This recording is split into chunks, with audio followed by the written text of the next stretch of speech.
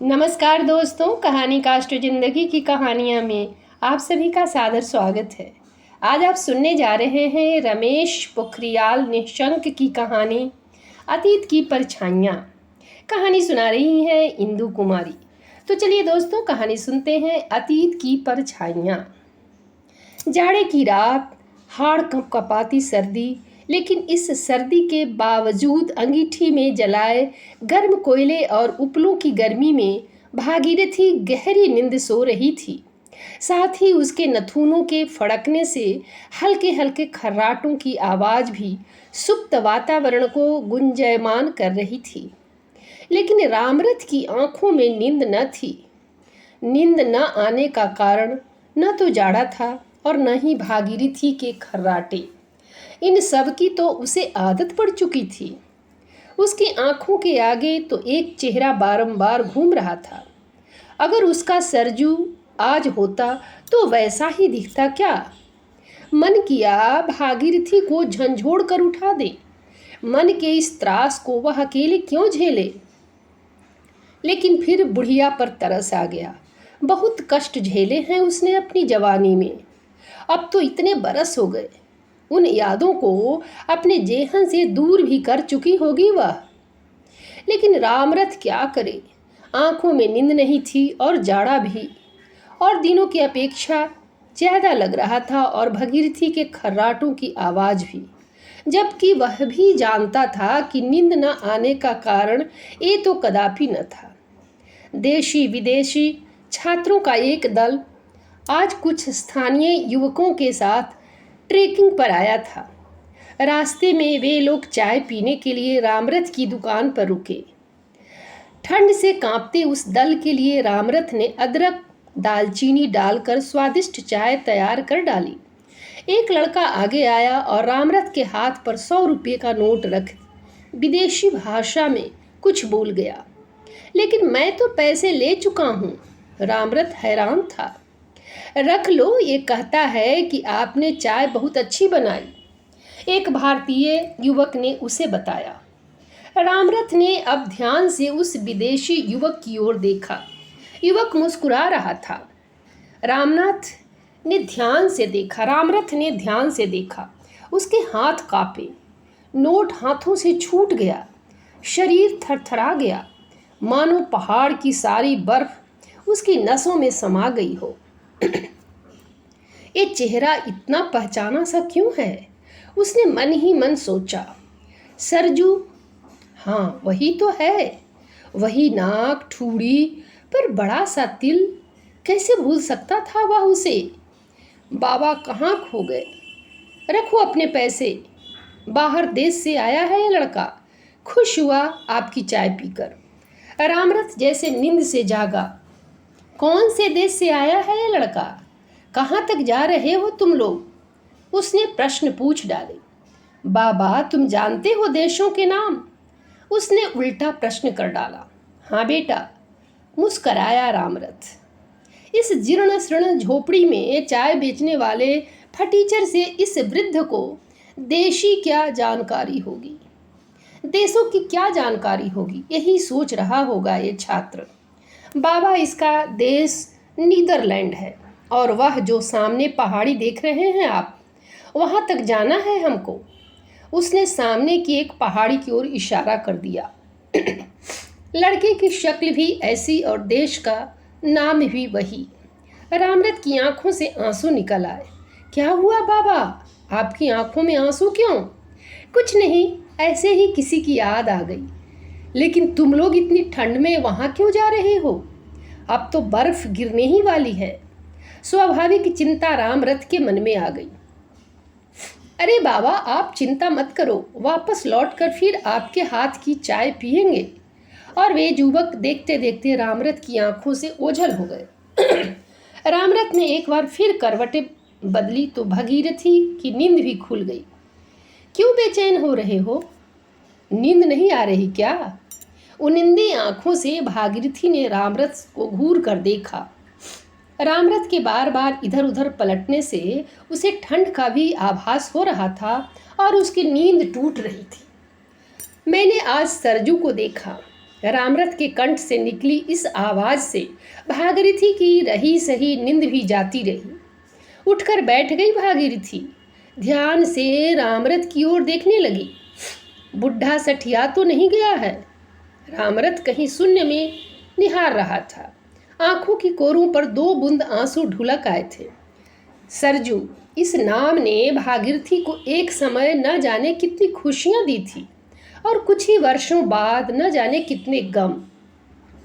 विवाह के 10-12 वर्ष बाद तक भी जब भागीरथी को कोई संतान न हुई तो वह संतान होने की आस ही छोड़ बैठे थे। गांव और आसपास के वैद्यों से इलाज कराया, पूजा पाठ करवाया, जिसने जो कहा वही उपाय किया, लेकिन कोई फायदा न हुआ। इतना पैसा तो उनके पास था नहीं कि शहर जाकर किसी डॉक्टर से इलाज करा पाते, लेकिन आसपास के गांवों में किसी भी साधु संत के आने की खबर सुनते तो भागीरथी और रामरथ वहां शीश झुकाने पहुंच जाते। अब जब विवाह को 15 बरस से ऊपर हो चुका था और वह संतान की आस ही छोड़ बैठे थे, तब चमत्कार हुआ। भागीरथी गर्भवती थी। इस उम्र में नवजीव के आगमन की सूचना ने उनमें नई जिंदगी का संचार कर दिया था। रामरथ तो जैसे पागल हो गया था। भागीरथी को सिर आंखों पर रखता, उसे घर का भी कोई काम न करने देता।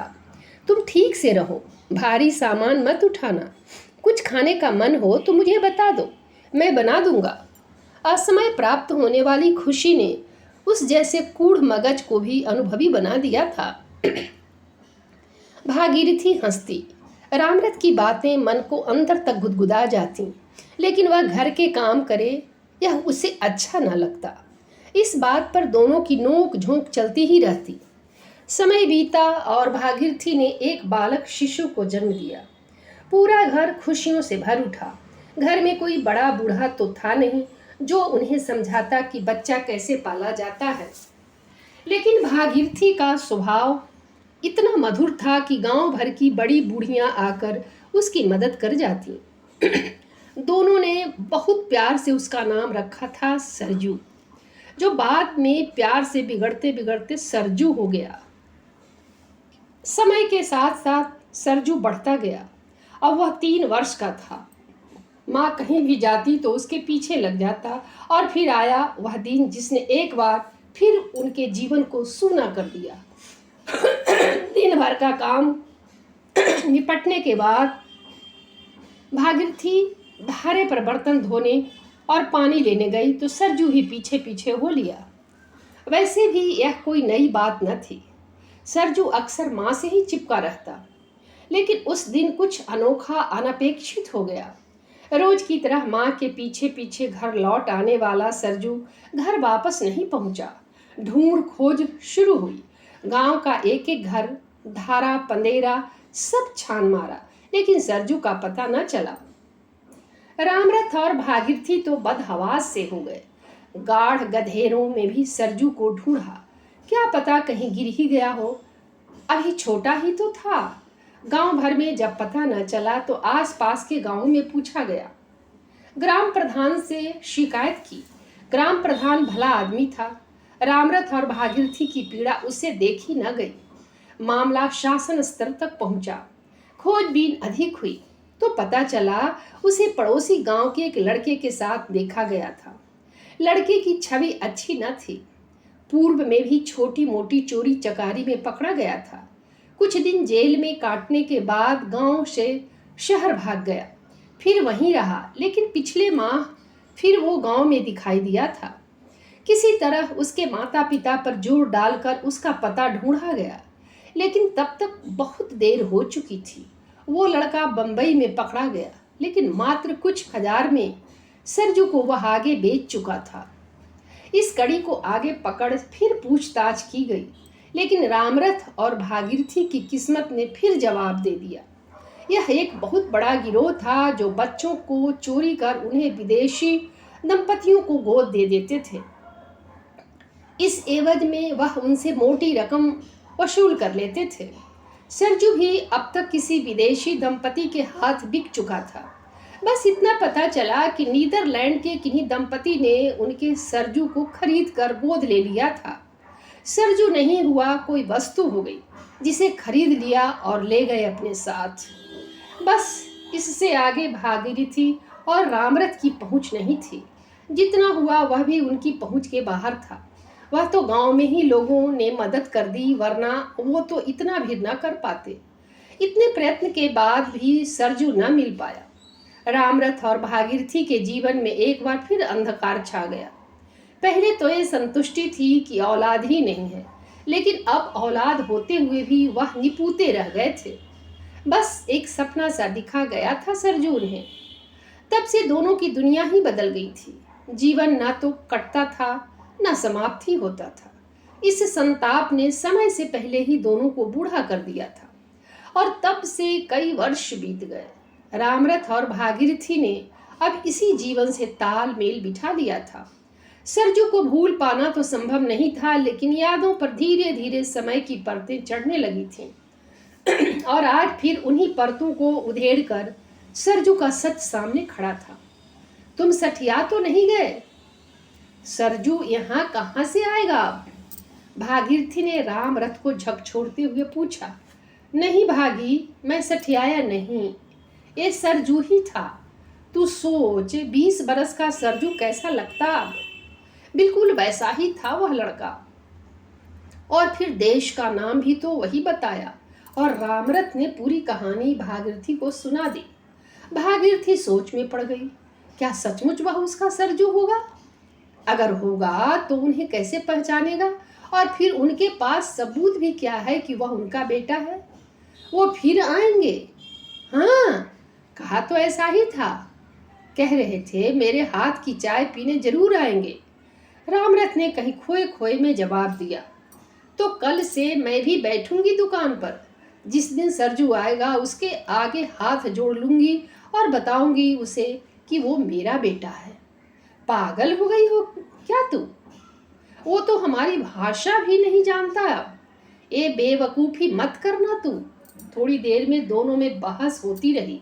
अंततः भागीरथी की ममता के आगे रामरथ हार गया। उसने भागीरथी को दुकान में बैठने की इजाज़त दे दी, लेकिन इस शर्त के साथ कि सरजू को देखने के बाद भी वो कुछ नहीं कहेगी। और अगले ही दिन से सुबह सुबह काम निपटाकर भागीरथी रामरथ के साथ चाय की दुकान पर जाने लगी। रामरथ भी भागीरथी की फुर्ती को देखकर आश्चर्यचकित था। सुबह सुबह मुंह अंधेरे उठ भागीरथी चटपट चाय नाश्ता बना 4 रोटी पोटली में भी बांध देती। पुत्र से मिलन की आस ने इस जिंदा लाश में भी प्राण फूंक दिए थे। रामरथ उसकी फुर्ती देख कभी कभी घबरा उठता। अगर छात्रों का वह दल उस रास्ते नहीं आया तो कहीं भागीरथी अब इस बुढ़ापे में पागल न हो जाए। दुकान में बैठ भी उसकी आंखें उस ओर लगी रहती जिधर से उन लोगों का आना था। बार बार रामरथ से पूछती कि वह कब आएंगे। रामरथ झल्ला जाता। मुझे क्या पता कब आएंगे, मुझे बताकर गए थे क्या? भागीरथी सहम जाती, पर फिर दुगने उत्साह से रास्ता निहारने लगती। लेकिन शाम होते होते वह उदास हो जाती। अब ठंड भी अधिक पड़ने लगी थी। ऊंची चोटियों पर हिमपात भी हो चुका था। रामरथ दुकान जल्दी बंद करना चाहता। वैसे भी शाम को ग्राहक ना के बराबर होते, पर भागीरथी ऐसा करने न देती। बर्फीली हवाओं के तीर सहती भागीरथी नाक सिकोड़ती वहीं चूल्हे की ताप के सहारे बैठी रहती। उसकी तपस्या एक दिन सफल हो ही गई। छात्रों का दल वापस लौट वहीं चाय पीने रुका। रामरथ ने दूर से ही उन्हें आते देख लिया था। 10-12 लड़कों के झुंड में उसने सरजू को तो दूर से ही पहचान लिया था। वह चुप ही रहा। अपने संदेह की पुष्टि वह भागीरथी से करना चाहता था। लड़के नजदीक आ गए। रामरथ ने भागीरथी को कनखियों से देखा। भागीरथी एकटक उस विदेशी छात्रा को निहार रही थी। बाबा चाय पिलाओ, देखो हमने कहा था ना कि हम लौटते हुए जरूर आएंगे। भारतीय छात्र ने दहकती हुई अंगीठी के पास खड़े हो अपने दस्ताने उतारे और आग की तपन महसूस करने लगा। सरजू, भागीरथी की फुसफुसाती आवाज आई तो छात्र का ध्यान उसकी ओर गया। अम्मा क्या कह रही हो? वह छात्र कुछ ज्यादा ही बातूनी था। कुछ नहीं बेटा, बूढ़ी हो गई है तो इसलिए बड़बड़ाती रहती है। भागीरथी कुछ बोले इससे पहले रामरथ बोल पड़ा था, लेकिन भागीरथी ने जैसे कुछ न सुना। वह तो एक टक सरजू को निहार रही थी। वही आंखें, वही चेहरा, ठुड्डी पर तिल, वही मुंह तिरछा कर मुस्कुराने की आदत। भागीरथी को लगा वह पागल हो जाएगी। उसकी आंखों से आंसू बहने लगे। अम्मा, आपकी तबीयत खराब है क्या? भागीरथी की स्थिति देख दूसरा छात्र बोल पड़ा। भागीरथी जैसे नींद से जागी। नहीं बेटा, मैं ठीक हूँ। सामने खड़े सरजू की ओर देखा, फिर अपनी ओर देखा। कहाँ ये सरजू और कहाँ वह लोग? 3 वर्ष तक उन्होंने भी उसे पाला और अब वे भी पाल रहे हैं। गोरा चिट्टा, हिष्ट पुष्ट चेहरे पर लालिमा। क्या वह दे पाते उसे ऐसी जिंदगी? नहीं, कभी नहीं। उनके पास होता तो हो सकता था आज इस चाय की दुकान पर वही बैठा होता। बेटा, इस लड़के से पूछो तो कहाँ से आया है और इसके माँ बाप करते क्या हैं? भागीरथी ने सरजू की तरफ इशारा किया और फिर दोनों के बीच क्या बात हुई यह तो रामरथ और भागीरथी किसी की समझ में ना आया। लेकिन जो कुछ भी उन्हें बताया गया उसने रामरथ और भागीरथी के मन में यह प्रमाणित कर ही दिया कि यह विदेशी छात्र उन्हीं का बेटा है। उस युवक को यह तो पता था कि वह अपने माता पिता की जैविक संतान नहीं है। उन्होंने उसे भारत के मुंबई शहर से गोद लिया था, लेकिन इसके अलावा वह अपने जन्मदाता माता पिता के बारे में कुछ न जानता था। उसके पिता नीदरलैंड के अच्छे व्यवसायी थे और यदा कदा अपने व्यवसाय के सिलसिले में भारत आते रहते हैं। वह भी उनके साथ आता है, लेकिन इस क्षेत्र में पहली बार आया है। भागीरथी आगे बढ़ी। रामरथ के मन में डर समा गया। पता नहीं क्या करने वाली है ये। उसने उसे रोकना चाहा, लेकिन जुबान ने साथ न दिया। भागीरथी सरजू के पास आकर खड़ी हो गई। कपकपाता हाथ उसके सिर पर रख दिया। आंखों से एक बार फिर आंसू बह निकले। आंखें धुंधलाई तो उन्हें पोंछ लिया ताकि अपने सरजू को ढंग से देख सके। साथ आए सारे युवक हैरान थे, परेशान थे। क्यों कर रही है ये ऐसा व्यवहार? सभी के मन में यही सवाल था। फिर आना बेटा, भागीरथी ने कपकपाते स्वर में कहा। भागीरथी की बात सुन रामरथ ने चैन की सांस ली और भारतीय छात्र ने एक बार फिर दुभाषिए का काम किया। जरूर आऊंगा, अपनी ही भाषा में कहकर युवक हाथ हिलाता हुआ पगडंडियों पर उछलता कूदता थोड़ी ही देर में आंखों से ओझल हो गया। भागीरथी परस्तर मूर्ति बनी, जहां खड़ी थी वहीं खड़ी रह गई। जीवन एक बार फिर पुराने ढर्रे पर चल निकला, लेकिन एक अंतर भागीरथी के जीवन में जरूर आ गया था। अब वह रोज पति के साथ चाय की दुकान पर बैठने लगी। आखिर उसका बेटा फिर आने को जो कह गया था। तो दोस्तों, कहानी समाप्त हुई। धन्यवाद।